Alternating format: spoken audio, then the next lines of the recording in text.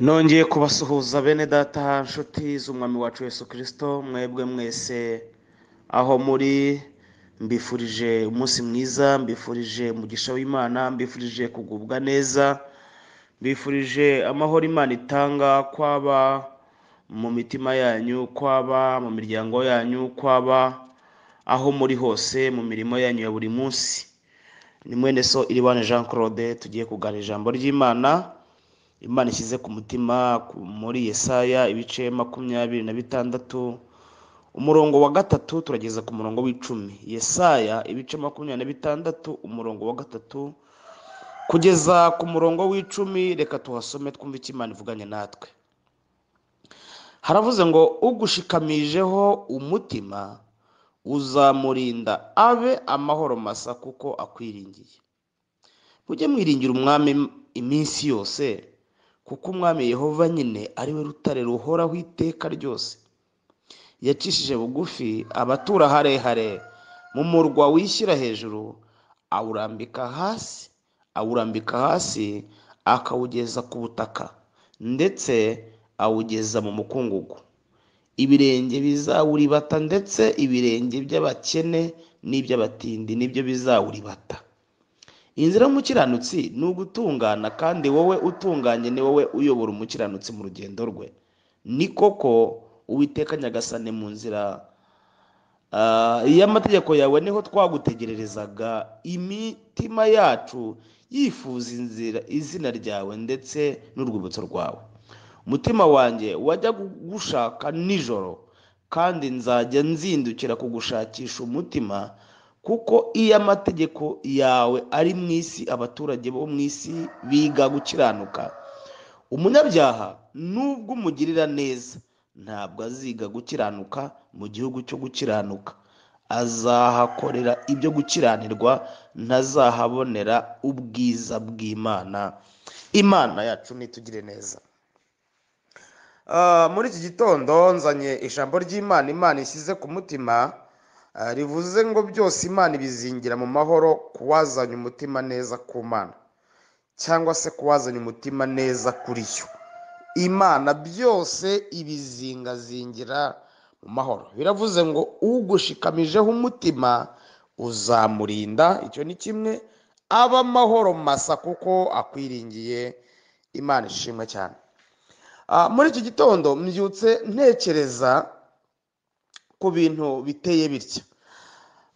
Hari uburyo abantu usanga bazana imitima yabo ku Mana, ariko bakazana imitima yabo ku Mana bameze nk'abaje kuneka cyangwa gucekinga ngo bumve ko ahari byazavamwo, bakaza bataje. Imana rero ni Imana y'umuhanga cyane. Imana ni umuhanga, izi kumenya abantu bazanye imitima yabo kuri yo neza. Muri kumva? Imana imenya abantu bazanye imitima yabo kuri yo neza, ikamenya ngo aba bantu baje ntago baje gutata umudendezo, ntago baje gutata amahoro n'ibyiza byo muri jye, ntago baje bameze nk'abaje kugenzura ngo bumve ko byazavamwo, ngo bumve ko bazagumana nanjye, ahubwo baje aba baje.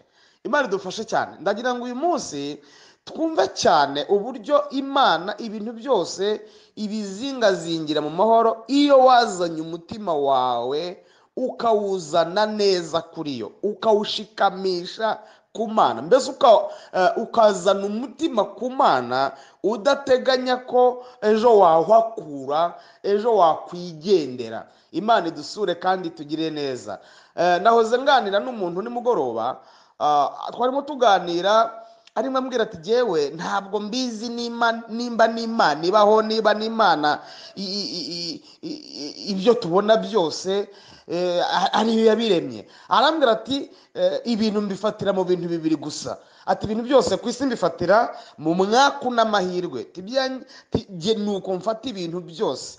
Ati ibyiza mbonye mbifatira mu mahirwe nagize, hanyuma ibi mbonye byose nkabifatira mu mwaka nagize. Ati naho mpagaze iby'Imana ntabwo mbizi, sinzi niba Imana ibaho, sinzi ni ibintu byose ariyo yabiremye cyangwa ari ibikora.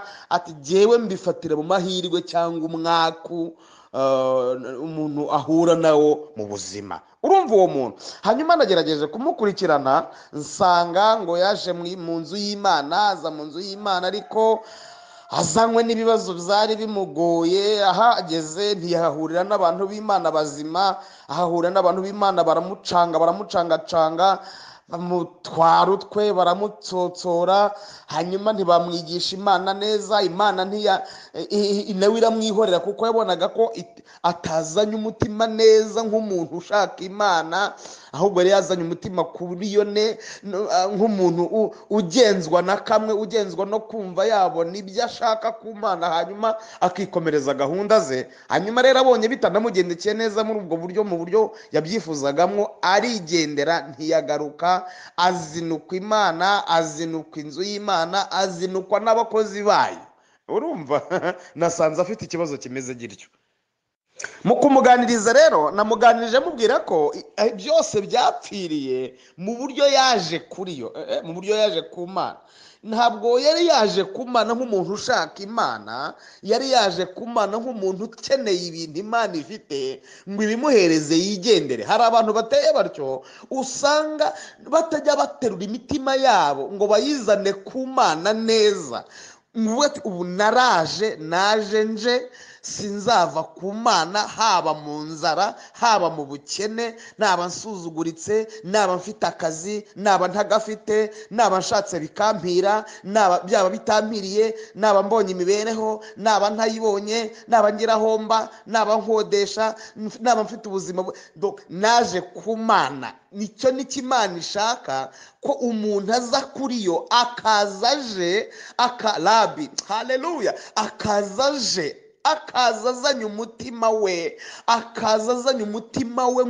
nk'uwuzanye ku Mana. Haleluya. Nk'uvuga ngo ku Mana niho nzanye umutima wanjye, kandi ni iteka ryose ntabwo nzawukura ku Mana uko bizaba kose.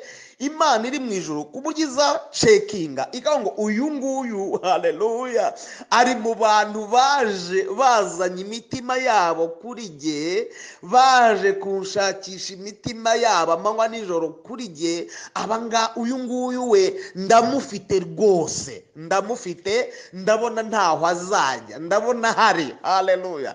Icyo ni Imana ishaka, icyo ni Imana iba ikeneye, icyo ni Imana iba yifuza. Hanyuma iyo ibonye umuntu nk'uwo waje muri ubwo buryo, Imana imukorera ibintu bibiri. Icya mbere, ijambo yavuze ngo ugushikamishijeho umutima uramurinda. Ibyo ni ijambo rya mbere. Hanyuma ijambo rya kabiri ngo akaba amahoro masa. Nuvuga ngo akaba amahoro adashobora guhinduka, adashobora kuba ikindi, adashobora kumera ukundi. Akaba amahoro masa kuko yiringiye Imana. Haleluya. Akaba amahoro masa kuko yiringiye Imana. Bwana asifiwe sana. Bwana asifiwe sana. Ndagira ngo uyu munsi wa none utekereze cyane uburyo ku Mana uhari. Utekereze uburyo ku Mana uhari.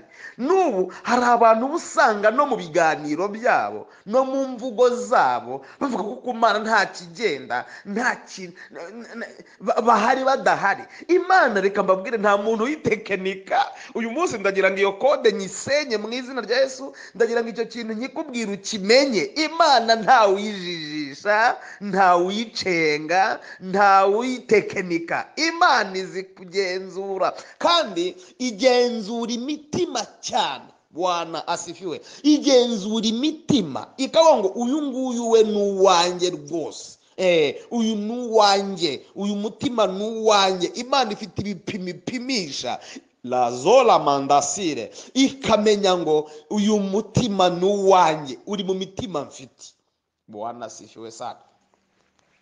ijambo ry'Imana ryatubwiye ibintu bikomeye cyane bene data. Muri aya magambo dusomyemo amagambo akomeye cyane, nifuza ko muyumva cyane kandi mukayatekerezaho. Bwana asifiwe. Yesaya arahanuye, avuze amagambo meza cyane nakunze. Yavuze ngo mujye mwiringira umwami iminsi yose, kuko umwami Yehova nyine ari we rutare ruhoraho iteka ryose. Ngo yacishije bugufi abatura harehare mu murwa, wishyira hejuru arawurambika hasi akawugeza ku butaka. Imana ni umuhanga, ni umunyabushobozi, ni umunyembaraga. Imana ihoraho iteka ryose, niwe mwami uhoraho iteka ryose, niwe mwami ugira neza iteka ryose. Ni ukuvuga ngo ishaka ko tuyiringira iteka ryose, imitima yacu tukayizana kuri yo by'iteka ryose. Hahandi Imana itabona ujahagurika, ndi hano ndi hariya, ndi hano ndi hariya, mpari ntahari, nabibamo ariko nagenda. Hari abantu usanga bavuga batyo, ariko ibintu by'Imana ati mba numva nanabivamo. Uwo nguwo ntabwo ahari, araregetse rwose, aparitse nabi mu buryo bw'agakiza, aparitse nabi mu buryo bw'ijambo ry'Imana, aparitse nabi mu buryo bwo kubana n'Imana. Ijambo ku murongo wa 7 ryavuze ngo inzira y'umukiranutsi ni ugutungana. Haleluya. Kandi wowe utunganye no uyobora umukiranutsi mu rugendo rwe. Inzira y'umukiranutsi ni ugutungana. Imana ishaka ko tuba turi kuri iyo dutunganye. Kandi ijambo ryatubwiye ngo ni koko Nyagasani, mu nzira y'amategeko yawe niho twagutegererezaga, imitima yacu yifuza izina ryawe ndetse n'urwibutso rwawe. Umutima wanjye wajya kugushaka nijoro, kandi nzajya nzindukira kugushakisha umutima, kuko iyo amategeko yawe ari mu isi, abaturage bo mu isi biga gukiranuka. Haleluya. Umva amagambo nshaka ko twongera tugatekerezaho. Nari ku murongo wacu bavuga ngo umunyabyaha nubwo umugirira neza ntabwo aziga gukiranuka mu gihugu cyo gukiranuka, azahakora ibyo gukiranirwa, ntazahabonera ubwiza bw'umwami Imana. Umunyabyaha nubwo agirirwa neza, ariko hari ibintu adafite, mu gihugu cyo gukiranuka ntabarurwamo. Reka mbabwire, hari igihe akenshi kubera ko tuba mu isi nyine y'ibyifuzo n'ibibazo, duhora twumva turebera ku bantu, ba runaka barakize, ba runaka bageze aha, ba runaka bafite ibi, ba runaka bateye imbere, ba runaka bamaze gutera intambwe, imiryango yabo hari aho igeze, abana babo biga neza, umugore bafite akazi keza, bariya abantu bafite akazi keza, bafite imibereho myiza, bagenda mu modoka nziza. Tukagendera ku bintu bisa nk'ibintu bya hano mu isi, tugashaka kubipimisha kuba hari abantu bameze nk'abo aribo baba barahiriwe, ari Imana izi, ari Imana ikunda, ari Imana yitaho, ari Imana igirira neza. Bibiliya itweruriye ivuga ngo umunyabyaha nubwo yagirirwa neza, umunyabyaha we nubwo yagirirwa neza, ntabwo azakorerwa ibyo gukiranuka mu gihugu cyo gukiranuka.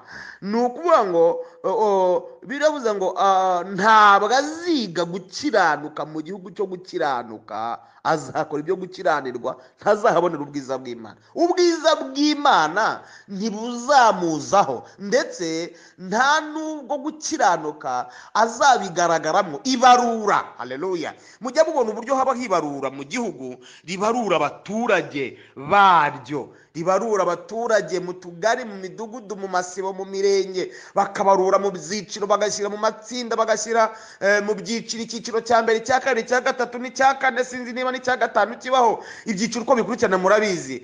Hari igihe rero ubwami bw'Imana, lezolandasire bonekire, nabwo buza kubarura abatuye mu gihugu cyo gukiranuka. Abatuye mu gihugu cyo gukiranuka bakabarurwa n'ijuru. Ijuru rivuga ngo mu gihugu cyo gukiranuka dufitemo abantu bangana iki? umunyabyaha ntabwo ajya abarurwa, ntabwo statisitike y'Imana itangiye kubarura abaturage bayo batuye mu gihugu cyo gukiranuka, ntabwo ijuru ribafatisha abanyabyaha, ntabwo ribabona, ntabwo ribitegereza. Imana idufashe, Imana itugirire neza. Umunyabyaha nubwo agirirwa neza, umunyabyaha nubwo yatunga ibiruta ibyawe, umunyabyaha nubwo yagira amafaranga aruta yawe, umunyabyaha nubwo yagira akazi keza karuta kawe, umunyabyaha nubwo yatera imbere kukuruta, umunyabyaha nubwo abana be bakwiga amashuri meza, we wiga abawe biga mu mashuri asanzwe muri bose babireba, ndagira ngo nkubwire ntabwo aziga ibyo gukiranuka mu gihugu cyo gukiranuka. Ntabwo azabonera gukiranuka mu gihugu cyo gukiranuka, n'ubwiza bw'Imana ntazabubona. Atuye mu gihugu cy'abaturage rusange, atuye mu gihugu cy'abaturage babarurwa n'ubwami bw'isi, ariko ubwami bw'ijuru ntago bumubarura. Ubwami bw'ijuru bubarura abaturage, bubarura abantu bashikamishije imitima yabo ku Mana. Imana idusure rwose, Imana iturengere cyane, iduhe kumvira ijambo. Ndagira ngo uyu munsi wa none urebe niba umutima wawe warawushikamishije ku Mana, urebe niba umutima wawe ushikamye ku Mana, ibyiringiro byawe bishikamye mu Mana, urebe niba neza uhagaze neza mu mwanya wo kubana n'Imana. Bwana asifiwe sana. Iyo uri muri urwo rwego, ijambo ry'Imana ngo uwo muntu ararindwa agahabwa amahoro. Imana ishimwe. Muri iki gitondo nkiri muri uyu murongo, narindi gutekereza umukozi w'Imana witwa Elisa yajyaga arindwa n'Imana mu buryo bukomeye. Nibutse ahantu ijambo ry'Imana ribitubwira, ahantu ijambo ry'Imana ritwereka ubuzima bwe mu gitabo cy'Abami ba kabiri, ahari mu bice 6, ndumva ari aho ngaho, mu bice 6, aho Bibiliya igaragaza uburyo yigeze aterwa n'ingabo z'umwami w'Abasiriya zije kumufata. Umwami yavuze ati mumuzana ari muzima, ariko ngo Elisa ariryamira. Umugaragu wabyuka abona ingabo zamuzengurutse, zazengurutse urugo rwe. Elisa we ngo akajya abona izindi ngabo zibere ku ruhande zifite inkota zaka umuriro zirinze Elisa. Haleluya, zimurinze. Uko byarangiye murabizi uburyo yabyukiye igihe ashatse, agakaraba, akoga, akambara neza, akabyuka mu gitondo agasaba Imana ko Imana ihuma izo ngabo zamuteye. Imana ikazihuma, akazijyana akazigeza i Samariya mu murwa hagati n'intwaro zabo bazironda se. Imana idufashe cyane n'intwaro zabo. Umukiranutsi, umuntu washikamishije umutima we ku Mana, Imana iramurinda akaba amahoro masa kuko ayiringiye. Imana ishimwe cyane, Imana ihimbazwe. Reka mbabwire, hari agatekerezo kamwe kagaragaza uburyo Imana ikenera ko umuntu azana umutima, ayiha umutima, hanyuma Imana nayo ikamuhereza ibyo akeneye byose, ibyo yifuza byose bikaba bizingiye mu kuba yazanye umutima we wose kuri yo. Yesu ashimwe cyane. Umuntu umwe ngo yarasabirizaga, yari umuntu usabiriza, hanyuma bukeye aza guca ku muntu w'umukire. Umukire aramubwira ati, uwo muntu wasabirizaga aravuga ati mpereza bosi, nagira ngo ugire ukuntu ngenza umpe igiceri. Abantu basabiriza ntabwo mbizi umuntu wabaroza ibiceri, basaba ibiceri.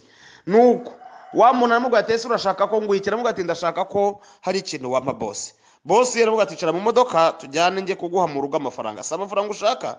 Undi ati jyane. Yabari abagabo babiri, aramubwira ati rero icara hano mu modoka tujyane, nitumara kujyana ubwo amafaranga ushaka yose ndayaguhereza. wa mugabo aravuga ati ubu ndakize nta yakabi, afata ubuceri yari afite abujugunya mu ibutu y'iyo modoka, ajugunya inyuma, arangije baragiye. Wa mugabo w'umukire aragiye azanye ikarito y'amafaranga. Bageze mu rugo nyine azana ikarito y'amafaranga ngo ayimutereke imbere. Ayimuteretse imbere aramuga ati rero aya mafaranga yose ni ayawe, yapakira ahantu hose wumva ushaka, ahantu hose ubona upakira hashoboka, nashira ndakuzanira ndi, ndashaka kukumara ubukene butuma uhora usabiriza, hanyuma nanjye numara kumva uhaze ubonye ahagije, ubwo nanjye uraza kumpa ku cyo mbona ufite, hanyuma umpeho, ubwo duhane nguhe nanjye umpe. Nuko umugabo rero ngo arangije arapakira amafaranga, ariko akajya yibaza ese uyu mukire ko mbona afite ibintu byose, ikintu abona yifuza ko namuha niki, arabona namuha iki, jyewe ngira iki? Muri kubyumva, arangije arapakira amafaranga hose, arapakira mu bipantaro, arapakira mu dushati, arapakira ahantu hose. Amaze kumva amafaranga yapakiye ahantu hose, aravuga ati bose rwose ndagushimiye ko umpaye amafaranga, ayo mbonye arahagije, nzagerageza gukoresha aya ngaya. Noneho umugabo aravuga ati rero niba wumva uhaza amafaranga rwose, ndagira ngo noneho nawe ubu ngiye kukwaka kucyo ufite nanjye umpe. Undi ati rwose niba ubona hari ikindi kintu ufite kitari amafaranga umpaye ndakiguha. Umugabo yinjira mu nzu, azana umunzani w'isahani, azana n'icyuma, aravuga ati rero nyakubahwa, nabonye koko ufite ikibazo cy'ubukene, nta mafaranga ugira rwose, kandi amafaranga utari ufite ni jyewe uyafite, dore ndayaguhaye. Noneho rero nawe nakwitegereje mpereye ku birenge ngeza ku mutwe, mbona ufite inyama ku matako, ufite inyama ku mabuno, ufite inyama ahantu hose ku mpfundiko, nabonye inyama zuri nazo, kandi izo nyama zawe zose ziri ku mubiri wawe ni izawe. None rero nagira ngo ubu ngubu urebe wakire icyuma, ushaka ahantu wikata irobo y'inyama yuzuye, uyishyire hano ku munzani, hanyuma wigendere, ujyane amafaranga wari ukeneye, nanjye nsigarane ako karobo uri buze kubumpaye. Yampaye. Umugabo atangira gukanura nk'inuma itaha kure. Umugabo atangira kureba nk'umuntu wataye ibyiringiro. Umugabo atangira gukanura amaso. Undi atese gukanura amaso, urakanura amaso y'iki? Inyama si izawe se? Undi ati nizanye. None se ntabwo amafaranga nguhaye kunyuze? Undi ati yanyuze. None se kuki nguhaye amafaranga nanjye nkaba nshaka kuma ku robo y'inyama zawe ukaba uzinyimye? Umugabo atangiye gukanura nabi, aravuga ati rwose mbabarira, wishaka kunyica? Undi ati ndakwica nkwicira iki? Ni wowe ubwawe ubyikorera, reka nigendere, ushaka irobo y'inyama uyitereke hano, hanyuma nawe utware amafaranga, ndetse nayo ari mu ikarito yajyana. Umugabo bavugije induru uti nimuntabare. Ati umuntu aranyishe. Abantu barahurura basanga umuntu araho n'amafaranga n'umunzani n'icyuma. Barabaza ate se habaye iki? Bati uyu mugabo dore ampaye amafaranga ariko arashaka kunyica. Umugabo ati rwose ntabwo uyu muntu ushaka kumwica nk'uko abivuze, ahubwo nasanze afite ikibazo cy'amafaranga, mwemera ko nyamuha, ariko nanjye namusabye irobo y'inyama ku mubiri we, dore afite inyama nyinshi, hanyuma yayinyimye. Mumumbarize igituma ashaka ko muha amafaranga akennye, akanyima irobo y'inyama ku mubiri we kandi azifite. Hanyuma abaciye urubanza banzuye batya rero, baravuze ati rero niba wa mugabo we wumva udashobora gutanga iyo robo y'inyama, dore ko kura zijenjeranye umubiri wose, niba udashobora gutanga iyo robo y'inyama, shyira amafaranga y'abandi hasi wigendere. Umugabo yashyira hasi yose rwose aho kugira ngo nipfire, henga rwose amafaranga yose ayashyira hasi, arangije aragenda. Rero bivuze iki? Ibyo bivuze ko abantu benshi usanga bakeneye iby'Imana ifite, ndetse baba bumva yabibaha rwose, akabaha byose. Ndiyo dusenga dusaba umuntu aba yumva bishaka byose, ariko ikintu cyananiye kandi Imana nayo ikeneye ni iyo robo y'inyama, ni robo y'umutima. Nanjye rero ubwo ushaka ibi byose ko mbiguha, nanjye shaka ukuntu wampereza uwo mutima wawe wose, hanyuma nanjye ubwo tugurane, nguhe ibyo ukeneye byose, nanjye umpe uwo mutima. Umuntu ugasanga atangiye kureba nabi, ugasanga umuntu ntashaka gutanga umutima wose ngo uhe Imana, bikaza kurangira rero utabonye icyo ushaka. Ni ukuvuga ngo uko utamenya icyo usabwa, niko nawe utamenya, niko nawe bikugora kubona icyo ukennye. Ngana ku musozo, ndagira ngo wumve uburyo Imana ikenera ko tuyiha imitima yacu. Ikenera ko tuyiha imitima yacu, twamara kuyihereza imitima yacu, Imana yamaze kuyitata, yayigenzuye, yayicunze neza, yamaze kubona ko umutima wawutanze, ikavuga uyu nawe nanjye ngiye namuha amahoro masa, ngiye namuha byose, ngiye namuha ibyo akennye, ngiye namugirira neza. Navuze ngo byose bizingiye mu mahoro, byose Imana ibizingira mu mahoro itanga. Haleluya! Byose bizingira mu mahoro itanga. Umuntu umwe ngo yari afite ibibazo bikomeye cyane, yari afite ikibazo cy'ubukene, akagira ikibazo cyo kutagira umwana. Ibyo bintu byari byaramuzahaje, kandi rwose urabyumva nawe. Mu rugo nta kiryo, mu rugo nta mwana, umuntu yari yaratagangaye. Ngo ajya gusenga, agiye gusenga umunsi umwe, ngo agiye gusenga Imana, ngo agiye kubona mu iyerekwa, abona imbere ye hateretse amasanduku 3 yanditseho. Isanduku ya mbere yari yanditseho ngo umugisha w'ubutunzi, isanduku ya kabiri yari yanditseho umugisha w'urubyaro, isanduku ya gatatu yanditseho umugisha w'amahoro. Noneho abwirwa guhitamwo. Twese kuko usanga mu isi duhora n'irari ry'ibintu, yahise ahitamo umugisha w'ubutunzi. Atero ya sanduku y'ubutunzi, hari mwiyerekwa, aragiye ngo ageze mu rugo abona umugabo yakize. Ibintu by'iyerekwa murabizi ni ibintu byikora automatically.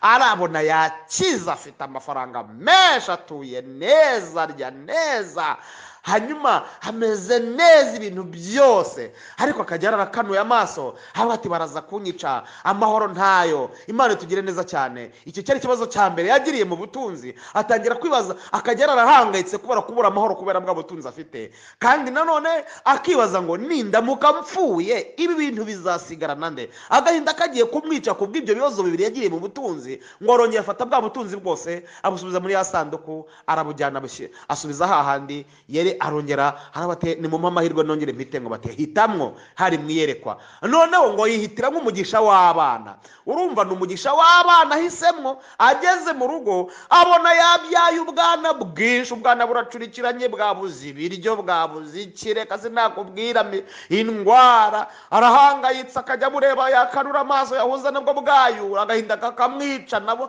amahoro arabura. Amahoro abuze, arabati ndabona za bindi nabyo bitoroshye, urubyaro kurugira umuntu atagira ibyo aruha, ndabona nabyo bitoroshye. Ngo arongera afata abana bose asubiza muri ya sanduku, arongera arajyana. Bati noneho tuguha andi mahirwe ya nyuma. Hareba ya sanduku yari yanditseho ngo amahoro, aravuga ati bose iyo iri mwigira batenga basi nitwarire iyi sanduku yanditseho amahoro. Haleluya! Ngo ageze mu rugo abona amahoro yabaye menshi mu rugo, amahoro yabaye menshi hagati ye n'umugore, amahoro yabaye menshi hagati ye n'abaturanyi n'abavandimwe. Abona urugo rwe rwajemo umucyo uratangaza, ibyishimo bikaba ari byo biba mu rugo rwabo. Bukeye muri ya mahoro baza kubona akana, bukeye babona kandi, bukeye muri ya mahoro baza kubona udufaranga, batangira gushakisha ubuzima. Ariko ibintu byose bari bakeneye biza kuboneka, biza kuza, Imana iza kubibaha, ariko biza bisanga amahoro yarabanje. Haleluya! Amahoro ariyo yabanje mu rugo rwabo, amahoro ariyo yabanje mu rugo rwabo. Yesu ashimwe cyane. Rero navuze ngo byose Imana ibizingazingira mu mahoro ku muntu wazanye umutima ku Mana neza. Iyo uhisemo Imana ukayitoranya ukumva ko umutima wawe uhaye Imana rwose, Imana ibyo wifuza byose, ikintu cya mbere Imana ngo irakurinda ikaguha amahoro. Haleluya. Muri ya mahoro, muri bwa burinzi harimo ubudahangarwa bwa byinshi.